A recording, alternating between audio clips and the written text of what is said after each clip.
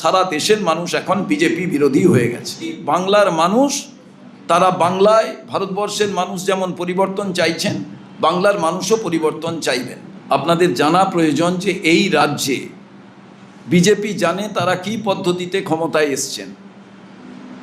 তারা সামগ্রিকভাবে এইটা লুট করে নিতে চাইছেন গণতান্ত্রিক ব্যবস্থাটাকে। আপনারা জানবেন হয়তো অনেক দিন ধরে আমরা বলছি ইভিএমের ব্যাপার, ভোট লুটের ব্যাপার, রাহুল গান্ধী বলেছেন ভোট চুরির ব্যাপার। ক্যালকাটা ক্লাবের ভোট নিয়ে যে ঘটনা ঘটেছে আপনারা সবাই জানেন।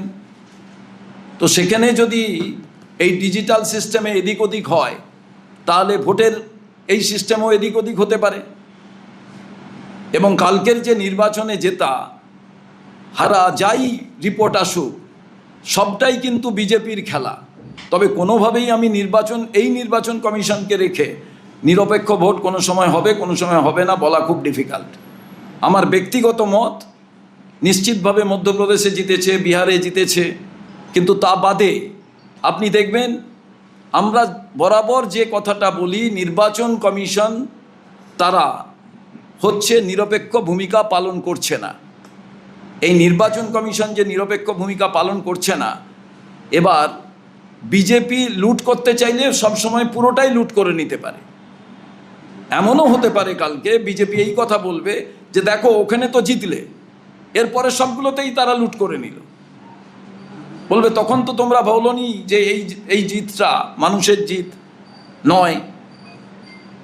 অতএব আমি এটা মনে করি বিজেপি সুকৌশলে তার সমস্ত এজেন্সিকে কাজে লাগিয়ে তারা তাদের মতো নির্বাচন করে।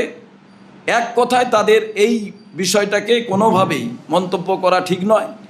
আর সার্বিকভাবে আমার মনে হয় সারা দেশের মানুষ এখন বিজেপি বিরোধী হয়ে গেছে। রাহুল গান্ধী ভোট চুরির কথা বলেছেন, আপনিও ভোট চুরির কথা বলছেন, কিন্তু মধ্যপ্রদেশ এবং বিহারের গতকালের ফলাফল সেটা কিভাবে হলো সেটা নিয়ে আপনারা কি বলতে চান?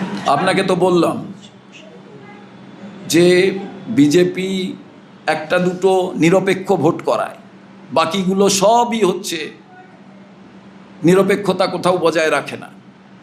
যেটা নিরপেক্ষ ভোট হয়, যেখানে ইম্পার্সিয়ালিটি থাকে, সেখানে অন্যান্য রাজনৈতিক দল জেতে, সেখানে বিজেপি জিততে পারে না। একটা দুটো করে দেখে নেয় যে না মানুষ তো আমাদের জেতাচ্ছে না, তখন আবার চুরি করা শুরু করে। এই দুটো জায়গায় নিরপেক্ষ ভোট হয়েছিল, তাই কংগ্রেস জিতেছে, তাই অন্য দল জিতেছে।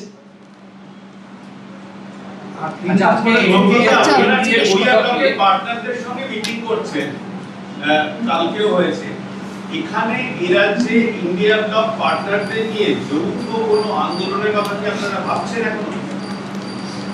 দেখুন, সর্বভারতীয় দল আমাদের রাজ্য, আমরা একটা ইউনিট। সর্বভারতীয় ক্ষেত্রে যে সিদ্ধান্ত হয় আমরা সেটাই নিই, যদিও রাজ্যে যে নেতৃবর্গ আছেন, কর্মীরা আছেন, তাদের মতামতকে সবসময় সর্বভারতীয় কংগ্রেস কমিটি গুরুত্ব দেয়।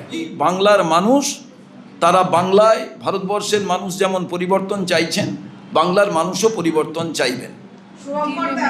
বর্তমান প্রজন্মকে আগামী দিনের উপযোগী গড়ে তোলার জন্য 2028 অর্থবর্ষে নতুন সিলেবাস তৈরির উদ্যোগ নিল বিদ্যালয় শিক্ষা দপ্তর, কি বলবেন? নতুন কমিটিও তৈরি হয়েছে। এর সব জায়গায় এটা হবে, নেতাজি সুভাষচন্দ্র বসুকে হাঁটিয়ে দাও, শ্যামাপ্রসাদকে নিয়ে আসো, এই রকম চিন্তাভাবনা চলতে থাকবে। রাস্তার নাম পরিবর্তন করে দাও, বন্দরের নাম পরিবর্তন করে দাও, এসব চলতে থাকবে। কিন্তু আমি একেবারে সিম্পল একটা কথা বলি, যেদিন আমরা ক্ষমতায় আসব এদের সবারই নাম আমরা একদিনেই পরিবর্তন করে দেবো।